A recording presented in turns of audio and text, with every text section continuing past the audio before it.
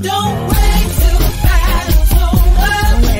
Don't wait till the struggle ends. Shout out, shout out, right now. Shout out, shout out. Don't wait till you make it. Hey everyone, and welcome to the PHILLIP Show. We're here again. Can you even stand it? Hold on, get your coffee. I got mine. Okay, so today, this is some coffee from Bolivia, and I have some cream in it that I know not of. So I don't know what the cream is, but we're Bolivian today. So we've been talking this entire month. This is Pride Month, and all month we've been sharing stories of inspiration, hope, some struggles, but ultimately we talk about the journey to self and how to support those who may be on the same journey as you or as somebody that you love, a loved one or a friend. And I found that the more you know, the more education that you have, the more grace that you can have and the grace you can give to other people. So it's my hope that through these personal interviews with some really incredible people, others will become more educated about subjects that they may know little to nothing about, and in turn be able to understand more, show compassion more, and spread love just a little more. Does it sound like something that we need to do? And let me just sidebar this. I really want people to kind of understand. When people don't understand and they don't go to the people that can give them that sort of education, or they don't seek it out, what happens is people start to make up scenarios and narratives that simply aren't true. So a lot of these personal stories are going to give you an insight to what the truth of the matter is, not something that somebody made up because they don't want to have those. They're not tough conversations, they're just conversations. So I want you guys to get that too. It's an educational experience with real people who go through real things about things that happen to them that they're dealing with every single day. And whether we like it, whether we don't, we're all a part of each other's journey. So let's be educated about those journeys so we can move forward positively. All right, and speaking of incredible, joining me on the show today is an amazing, incredible person, and I'm going to get out of the way so we can just jump in and chat. Chris! Hi. Hey, how are you today? I am wonderful. How are you? I'm doing well, man. Listen. I'm all right. I'm all right. You know, I was talking to Chris earlier, and just so you guys know, we have conversations off camera, and I am just so jealous that camera is way better than mine. I just want the people to know that I'm sitting here lightweight beside myself. So, it's an Android at that. So, Chris, it's Pride Month. We're in June, and there's just so much that's going on. So many things throughout the country, globally. Recognition. People are being proud. They're celebrating who they are, and we're going to get to all that. But I want to know. Give us a little bit of your background. Where are you from? What's going on? Oh, absolutely. I'm originally from Cleveland, Ohio. Shout out to the Browns. Okay. I'm originally from Cleveland, Ohio. I am the middle child of 7 kids. Yeah. So we all have different parents, but we all pretty much grew up together. Yeah. In East Cleveland, East 131st. That's where I'm originally from. Okay. And then I moved with my mother to Atlanta, where I lived there for 9 years, and I went to a performing arts high school called Pebblebrook, where my major was drama, and my minor was vocal performance. And then I moved to Wright State to go to college, and wound up living here in Yellow Springs for the longest time. Wow, that's so funny. I used to live in Cleveland, and I used to live in Atlanta. Hey. And we both live here. Small world. So for your journey, we've had some other guests, and we talked about coming out and all of that, and the struggles and the joys and stepping into new worlds. One of the things that I want to ask you is because some people never came out, they just didn't have that experience. They were just who they were from then. And as they moved forward, they discovered more about their identity, but they didn't have the coming out experience. So for you, what was the experience in your journey that you had to go through regarding identity? Absolutely. So for me, I didn't have the vocabulary to articulate at a very young age what I was. Looking back and in hindsight, I definitely knew that at a very young age, I was gay. And I knew that for a long period of time, but I didn't know the language to articulate that with at a very young age when I was figuring that out. And at that time, looking back, I always knew that I would identify as a non-binary person, which for those who are not aware, non-binary represents those people, community members that do not identify with the gender binaries that they were assigned at birth. Obviously, biological sex cannot be changed, but gender is absolutely flexible to the individual. And I want to preface this by saying, as I talk today, I'm only speaking from my personal experience. I cannot speak to the personal experience of other people. And so let me pause really quickly. So I just want to break it down just a little bit more, if we can put it in layman's terms. So non-binary means that you don't identify with male or female. So those are the gender binaries that are already set up by medical professionals and sociological backgrounds and whatnot. But with non-binary people, they identify with things that are outside of those gender binaries. For me, what that would look like is that I identify as both female and male as one. And there are some non-binary people who don't identify as either gender.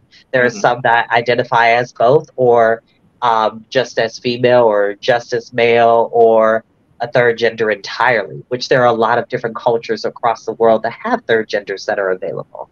Sure. Okay, so when you realized that you identified as both, how was that moving forward, and how did you, I guess, solidify, or are you solidifying, because I know life is a journey, how are we reconciling that? What does that look like? Oh, it absolutely has been like a journey in my 29 years on this earth that has never been easy. And it's all about what you're comfortable with. And what we have to think about is that people who come out as non-binary or trans, they're not doing it to garner other people's attention. They're doing it for themselves, for their own personal happiness. Because for so long, we have been told that that is not acceptable. You cannot be who you want to be. And I would rather live a full life than to live the fraudulent life as so many people have grown accustomed to. Come on, fraudulent. And that is not for me. And so for me, I always knew that. And like I said, at a very young age, I just didn't have the language to really articulate specifically what it was that I am. And for a long time, it was more so like, yes, people refer to me with female pronouns as well as male, and I'm okay with that, but I'm uncomfortable being addressed with sir and bro and man to only identify with my male gender when I identify as both. Makes me very uncomfortable. And so go ahead. So that's really interesting to me, because is it the slang of saying man and bro, and is it the slang of it that has a lot of weight behind it? Because if somebody said girl, does it have the same, do you kind of twitch the same way, Understood. To answer that question, it is the idea that when you only address me with male terminology and male pronouns, you totally disacknowledge the fact that I identify as both genders. Gotcha. And most people within my social circle will use in the same breath she as well as he interchangeably in conversation, because physically and my demeanor, I could easily pass for both. And I enjoy that. I'm very blessed to have the body that I have. I love what I am. Shout out. Appreciate all the melanin that I have available.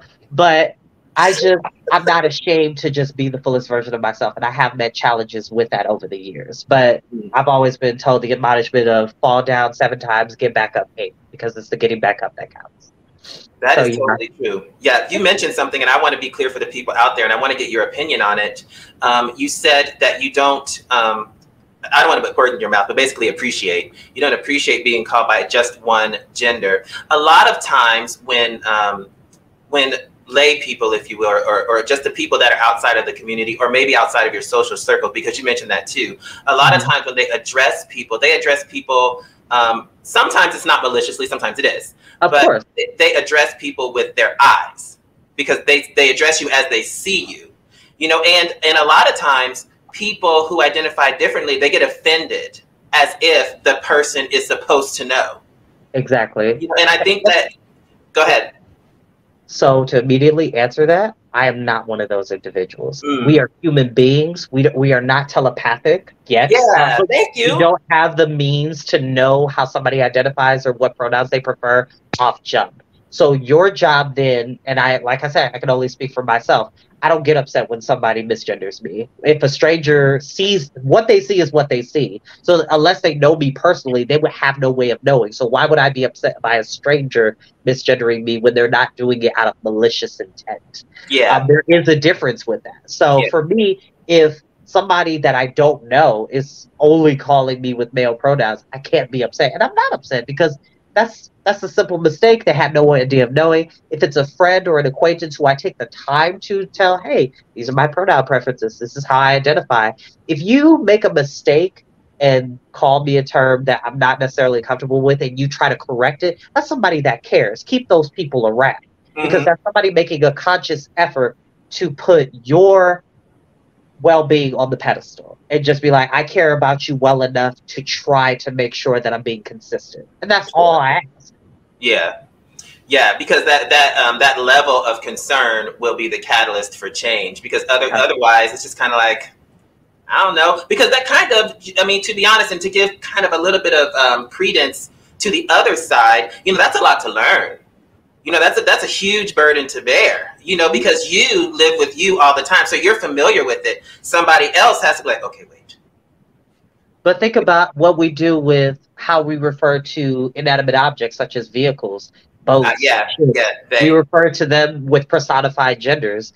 And so it not only is, it's a two-pronged plan of the trans person or the non-binary person taking it upon themselves to educate others, but it is also imperative for the other individual to seek knowledge. I was always taught by my mother, if you want to learn something, look it up. The information is out there. The internet is wide and free for those who have Wi-Fi. And you're more than able to get to it. Yeah, the information is out there for you to read. And if you have more personalized questions, we have interactions like this. We have dialogue.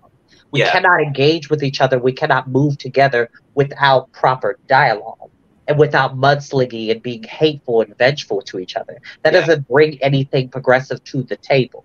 So if you're seeking knowledge legitimately to help broaden your horizons rather than putting somebody down, then yes, go out and search for it. Read about it. Pick up some memoirs. Look at YouTube channels. Look at different public officials that are non-binary or trans. And see what they have to offer. Yeah, absolutely. When you were in the midst of your journey, and again, we'll go back to, you know, our journeys are not over. We're always discovering more about, you know, ourselves. Did you, once you kind of got the aha moments, like, okay, I'm non-binary, did you find it difficult to go from, I guess, one world to the other world, now another world, and just like in that world feel kind of like, well, I don't know if I belong here either? Because I know a lot of times people will come out, and then once they come out, there's a whole nother layer. Yeah, it's just like, oh, now I'm here. There's a whole nother list of stuff I got to figure out now that I'm here. You know, so did you ever go through that? Like, wow, okay, I thought I was done with that. Now I got to figure out what I am over here. Absolutely. It was like an aha moment. And I was thinking about this earlier today. I've always known myself as a non-binary person, but I did not start becoming more public about that identity until about 2017, 2018. Okay. And that was right after my birthday. I had this beautiful masquerade ball. I had an amazing time. And at that time, I just had this epiphany. I had made a video about it on Instagram, and it was pretty long. And it just was like, this is my identity, and I'm having to unravel this layer. Not one person, whether you are gay, straight, bisexual, pansexual, trans, non-binary, not any one person is one aspect. There are multiple layers to the individual, and you have to peel those back continuously as you go through life. We all have moments of growth that take us to different parts and different journeys of ourselves. And for me, as I said, people have always, you know, used either or pronouns with me over the years, and I've been totally okay with it. But it became a point where I decided to live for myself, because for a long time, I was living for other people, meaning that I was doing a lot of my accomplishments and a lot of my good work to bring other people happiness. And then at the loss of that, of my own happiness. Wow. And so by realizing that, I was like, you know, I have to be the fullest version of myself. I'm tired of being miserable. I'm tired of not being honest with how I wish to express myself, how I wish to dress, how I wish to identify, who do I want to love. Like, that is imperative because life is too short. I only get one turnaround for this cycle, and maybe there's another one down the road, and whatever guy has in store is going to be there. But I Yeah. have to be honest. I have to Yeah. be transparent as possible.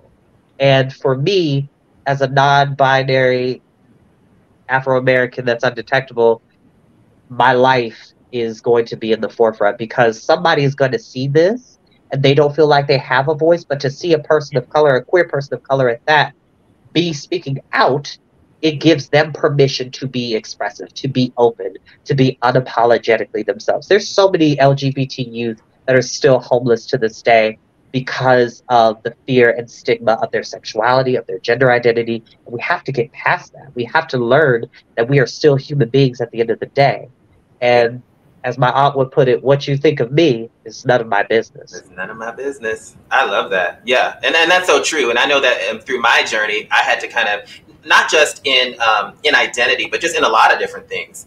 You know, you can get so caught up in the opinions of others and living the lives that others want you to live. And then at the end of the day, months go by or years go by and you're living somebody else's life. Like, this isn't even my life. I'm glad you're okay, but you know, I got to find my life. Yes. And I think as there's more visibility and as there's more concern, kindness, and care and safety, then I think things will change. And through things like this, like you were saying, you know, when there's more education, I think people don't have the conversations that we're having now for whatever reason. Sometimes it's because people know that they're wrong. So if they can just kind of keep their head in the sand, it's like, well, I don't have the information. So, you know, it's like ignorance, omission. It's like, I just don't know.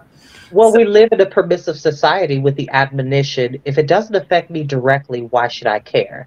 If it doesn't have any personal cost to me, why should I even give thought to that? We have to get out of that mindset because regardless of whether you know someone personally who is part of the LGBTQ plus community, one should not get an award for being a good individual by learning how to treat other people well. Well, that should be, it's the golden rule. Treat others in the way you would like to be treated. Yeah. And the way you can do that is by educating yourself. And there's nothing wrong with taking the time to learn about something that you may not have the knowledge on, you may not be privy to. And if you don't have the knowledge, it's always good to have a friend or a colleague who you feel personally close enough with to have these discussions, to have these dialogues, because it helps build knowledge. It helps educate people, especially youth, because there isn't a lot of visibility when it comes to LGBT members that are prominent within politics, within entertainment, LGBT people of color for that matter. Like, there needs to be more visibility on the education front, which is going to be a slow hill because there are some people that literally are muddled in their own fear, and your fear turns into aggression, and that aggression turns to hate because you lack the knowledge. Yeah. Wow. And that's true. You know, and that's true. I know that you're a big advocate for representation. And I want to talk to you about your thoughts surrounding what is going on in the trans community. And to be more specific, how do you think that we can help? So I always like to say that non-binary people are like the cousins of transgender people, because being transgender, you're still working within the binaries of male and female. But whereas non-binary, you don't necessarily have to work with that specifically. Okay. But there are a lot of Black trans women that are being murdered consistently by trans violence, by transphobia, by people not having the knowledge. And the way that we help with that is to, rather than using your ignorance to demonize another community that you don't have knowledge about, actually take the time and talk to somebody. Sure. I dabble in facts. I don't dabble in rumors. And there are so many people that have these grandiose facts about what they think about gays and lesbians and trans people that are not based on statistical data. Come with me with receipts rather than your own opinion. Then we could have a better dialogue, because there are so many people that are quick to say, oh, well, they should have told them that they were trans. Oh, well, they should have done this. Oh, well, they should have done that. It's so much easier when it's not your problem. to dictate to Yeah. somebody how they should and should not live their life. But when it's in your front door, it's a whole nother conversation. Yeah. And then it's personable. Then you actually care. But Yeah. because it's not affecting you personally, you don't feel that you should care. And Yeah. the idea is that you have to learn compassion. You have to lead with that in order to help somebody else along. I may not know firsthand what it's like to be a transgender person, but I have friends and colleagues that are very close with me that I care about very deeply, that I educate myself for my own personal benefit so that I can help along in the process. And the way we do that is by having conversations with our friends, having conversations with our family, checking the people who are being transphobic and homophobic, and not being apologetic about that. Because there should be a trophy for you to be a decent person. Yeah. It's not that big of a leap. If you want somebody to talk to you nice, if you want somebody to be kind to you, I would suggest that you would do so for somebody else as well. And these trans men and women are valid. Their identities are valid. Trans women are women. Trans men are men. Black trans men and women are here and they're not going anywhere. Everybody has to get out of this mindset that transgenderism and non-binaryism is this whole new mainstream trend. Guess what? It came to the mainstream. It's always been there, sweetheart. Even in the Greek and Roman Empire, they had communities of people that were very much out in trans and non-binary and all sorts in between. Because sexuality and gender is definitely a spectrum. It's not an A or B conversation necessarily. And we have to educate ourselves. Pick up these memoirs. Look at these wonderful films that try to do their best to adapt the stories of these wonderful people that need to have themselves be seen. So we can dissipate the lack of knowledge. Because the reason why we don't have that is because there's not enough representation. Because people don't want to see it.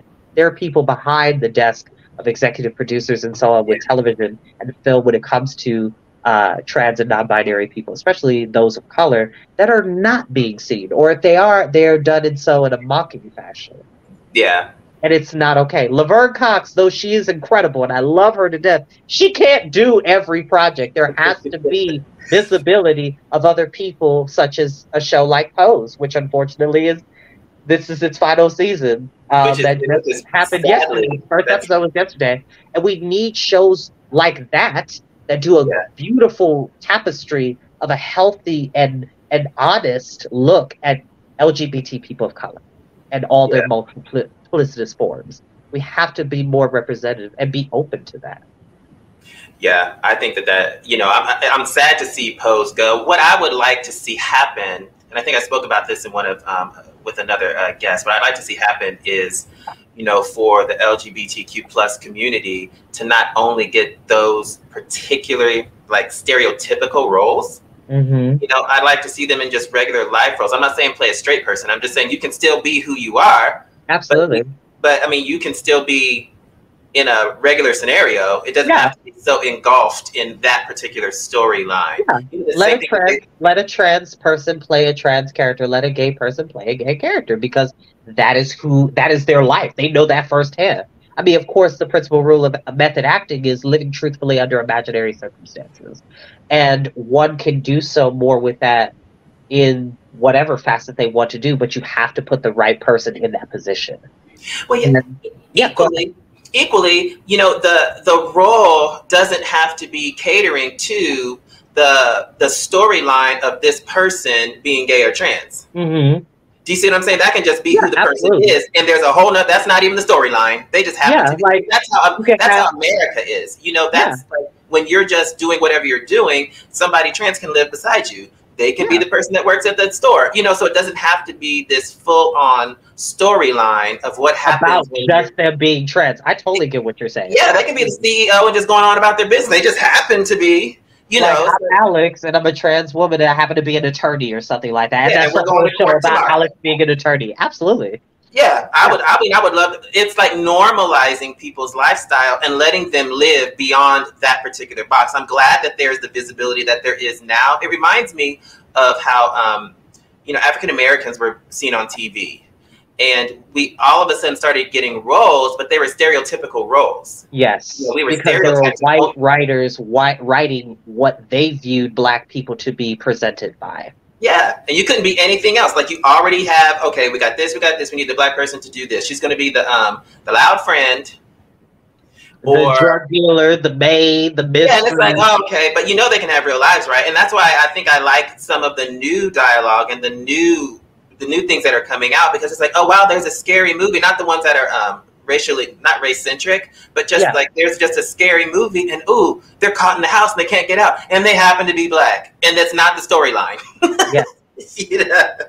I had a friend tell me a very powerful quote the other day. She said, you know, we shouldn't just support black business or black creativity just because it's black. We should support something that is creative and cool, and it so happens to be black owned or black creative. And that is how we have to shift the narrative. And it kind of is on us as a community, with being, you know, I like to call myself an Afro-American because my Afro is my natural hair. It is a symbol of rebellion. It is the symbol of my blackness as the purest form. And I don't need to subscribe to European beauty standards to be beautiful. My hair is professional. It is not unkempt, and it is a beautiful thing. But because of how we've been indoctrined with systemic racism, with internalized racism and internalized homophobia, black people and black queer people have often played into those roles, or wanting to see more of those roles because they've been fed that for so long, they don't think we're capable of doing anything else. And then if we do something that isn't stereotypical, it is considered, oh, we're just selling out, or oh, we're whitewashing ourselves. I've been told constantly over the years, the way I talk and the way I carry myself, even by my skin color, that the assumption that I was half white or raised by white people.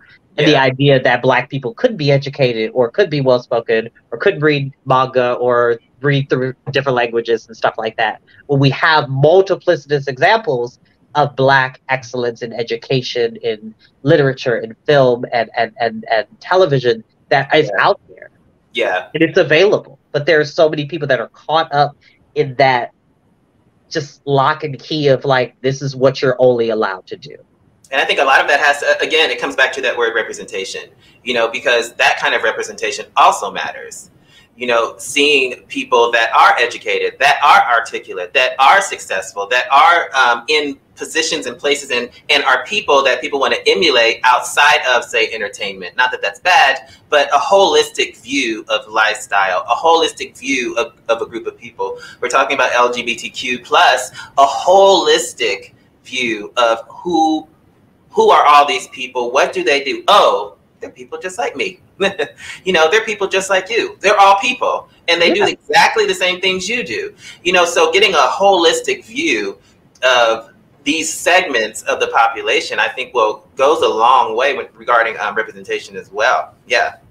Yeah, I remember, I think one of the biggest moments for me in my coming out experience, there was one, it was the first scripted series they had on Logo. It was a show called Noah's Ark. And it only lasted, unfortunately, for 2 seasons. And then they had a movie that won Best Independent Film, which was great. But it was the first time, the first and one of the rare few times that I've ever seen a gay cast of color, of Latino, biracial, black, dark skin, black, light skin, married, single. It was a beautiful thing. Yeah. And it kind of opened my mind. I'm like, I can have this. I can be happy. I can live my best life, as the kids would say. I can go out there and just be myself. And I don't think, with the exception of other things that helped me to come out, without that, I don't think I would be as expressive as I am now. Yeah. Absolutely. Well, so let me ask you this, because we're about to conclude, but I want to ask you, as somebody going through the journey that you're going through and very passionate about young people, what advice would you give young people that may be watching this, that will be watching this, who may be struggling with, you know, what to do in the who am I category? What would you tell them? God loves you, and you are beautifully made, and nobody can tell you otherwise. As Carol Channing would say, who's the man that decides these things? Nobody is allowed to tell you who you are and who you should love and who you should be and how you should present yourself. If they're telling you that, they're jealous because they're not brave enough to do so. You are beautifully made. You are not a mistake. You are valid. Your melanin is great. Your hair is great. eyebrows on fleek, the shoes and outfit, the heels is great, the nails is great. You need to, these children, I was always taught, you have to validate for yourself. You cannot allow other people to validate for you. And when you do that, you don't allow people to have control over you, because when you seek validation in other people, you are left empty and not fulfilled. And you have to do that for yourself. So God loves you and you are wonderful. And nobody, no mortal, which is what we are mortal beings. We don't make up the rules.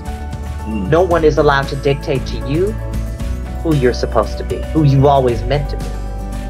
That's what I would say. And I think that would be encouraging, and that was encouraging. Chris, thank you so much we could talk forever, for real. But thank you so much for coming on the show and sharing your insight and your light with all of us today. Thank you so much for the opportunity. I appreciate that. I was glad to be here. Absolutely. Oh my goodness. Well, everyone, wow. Be who you are. You're fearfully and wonderfully made. God loves you. And there is a full stop to that. Remember, you are the best you in the world. Be proud, be bold, and simply be you. We'll see you next time here on The PHILLIP Show.